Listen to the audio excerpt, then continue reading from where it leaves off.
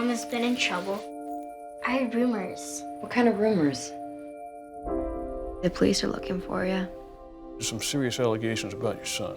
Mom, he's a freak. You just go in his room, he's got all sorts of weird stuff.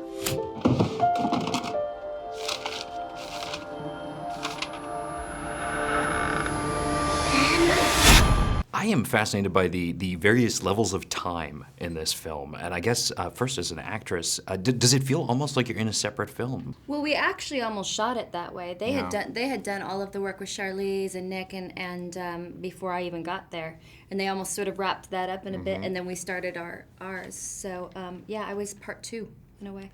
No, it's true. It was kind of shooting two different movies, and which is obviously not a problem. It's something you have to pay attention to because in the end it has to be one movie, obviously.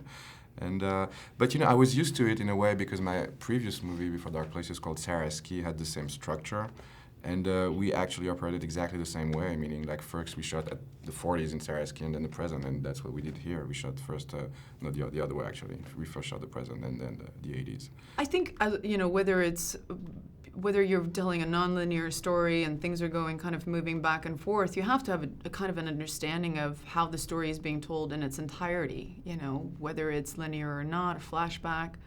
And it just, you know, I think as an actor, one of your jobs is to really understand the placement of building that arc for that character in the scenes that you are in so that they can editorially work with the entire film. And I have, my brain naturally works that way. I never really walk onto a set and just think of a scene as an isolated scene, you know. We're not making scenes, we're making movies. So there's always a thought process in my head, how does this fit into the entirety of what this movie is? This is a film that's very much about the heartland of America, and yet it's a French director. And I hear you actually took him on a tour before production. I did.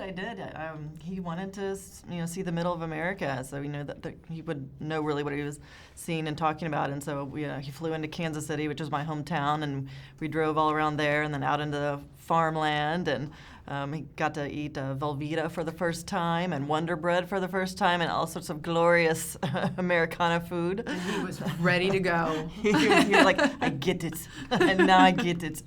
It was very important to me to have a real flavor of, I mean, to just have a sense and, you know, just smell it in a way, you know, I mean, you know what I mean, right? I'm French, sometimes it's weird the way I talk, I'm sorry. And It's always weird the way you talk, Gilles. Right? And yeah, and especially when you have to do Kansas City in Louisiana, so you better have had a chance to see the real thing first. But the nice thing is when you watch the film, I think one thing that Gilles did is he really captured the beauty of that area and a sense of a feeling of how you would want to struggle to save that for yourself and how you could be so attached to it, but also a sense of sort of loneliness and being out there in that sort of vast sky and fields, and I just thought you made it look so beautiful.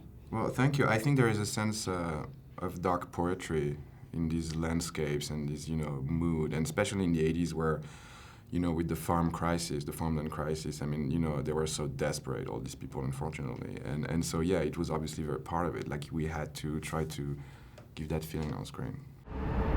It's time to tell the truth. Sad for you, little girl. You're just as imprisoned as I am.